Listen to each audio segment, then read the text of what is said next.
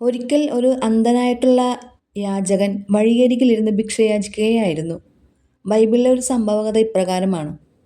യേശുദേവനാണ് അതുവഴി പോകുന്നത് എന്ന് കേട്ടപ്പോൾ ആ അന്ധനായിട്ടുള്ള യാചകൻ വളരെ ഉച്ചത്തിൽ കേണപേക്ഷിച്ചു, "എന്നിൽ കനിയണമേ."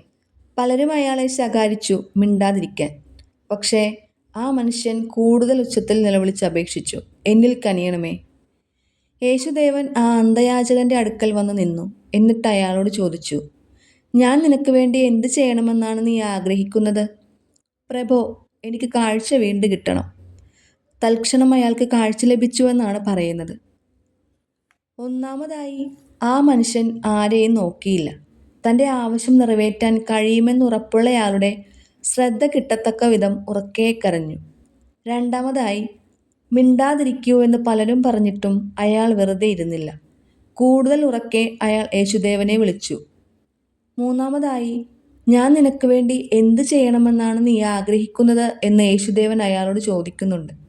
ഒരു കാഴ്ചയില്ലാത്ത മനുഷ്യൻ വലിയ വീട് വേണമെന്നോ കാറ് വേണമെന്നോ ഒന്നും ചോദിക്കില്ല.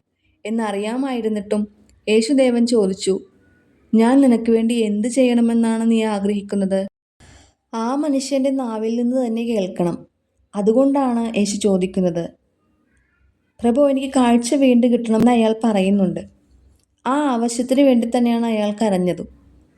നമ്മുടെ ആവശ്യങ്ങൾ എന്താണെങ്കിലും അത് എത്തിക്കേണ്ടിടത്ത് നമ്മൾ നിശ്ചയദാർഢ്യത്തോടെ എത്തിക്കുക. തീർച്ചയായും അതിന് ഫലം കണ്ടിരിക്കും.